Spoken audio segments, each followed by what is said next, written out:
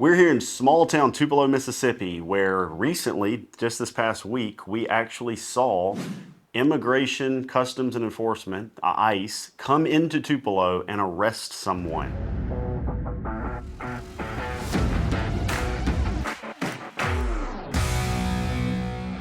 Without even really knowing this one person that was arrested. Did they have a criminal background? We have no idea. But we have to take a stance on immigration, and we have to have an enforcement behind that stance. Now, do I believe that every immigrant in America needs to be arrested? Do I think this needs to be aimed at children or even women? No, I personally do not. I'm hoping that the administration has some sort of line of what is acceptable. But do we need to be aggressive against the ones who have Interpol known and records, criminal records? I think we do. There are countries like Honduras and Nicaragua and even places in Mexico that I absolutely think intentionally sent us their most troubled members of society. You could see it in caravans where tons and tons of the immigrants who were coming over were men.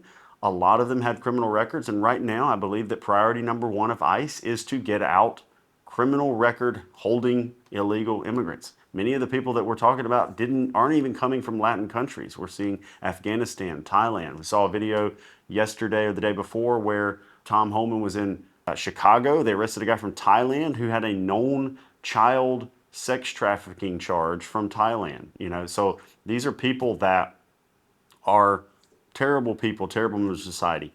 My hope is that that will keep them very busy for a long time, but that this will also serve as a deterrent for less illegal immigration, because having an open border policy is no bueno.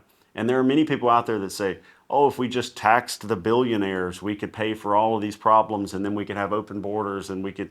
There is no utopia. There is no world where the billionaires get to pay for everything and everything's hunky-dory. It just doesn't exist.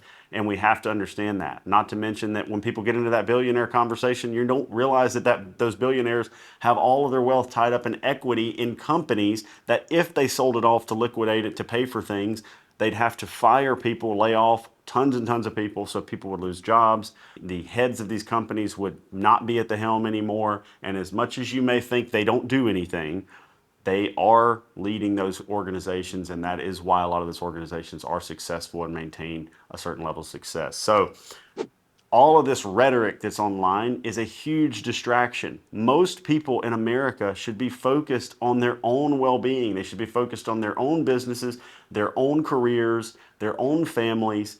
And if you sit here and you are manipulated by the media and by the people that tell you that you need to exhibit more altruism, more benevolence towards the people that are suffering, then you don't really understand what helps the world is for each individual person to do to within the confines of the laws of the land that they live in, help themselves.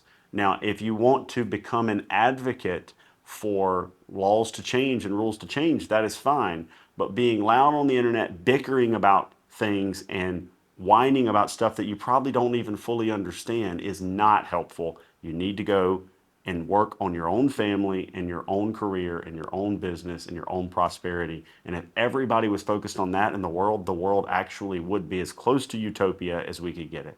So get off the news, get off Facebook. Hey, if you're on Facebook, if you're watching this on Instagram, change your algorithm. You guys can go in there and change it where you're not seeing all of this political propaganda and getting caught in this echo chamber of BS. Because if you turn off the media and you don't have that in your algorithm, when you go outside, everything seems pretty good, and you're being told that things are worse than they are.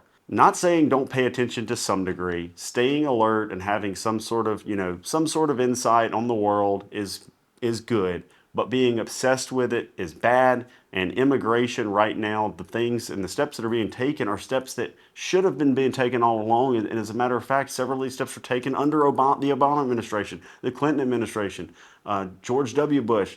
These were the positions of pretty much everyone that came before Joe Biden. And somehow we've moved the needle, and the media is trying to scare with propaganda you on this issue as well as many other issues that hopefully we'll cover in the future, and we can help you guys out. So, hey, thanks for watching today. Let me know how you feel about the current immigration system in America.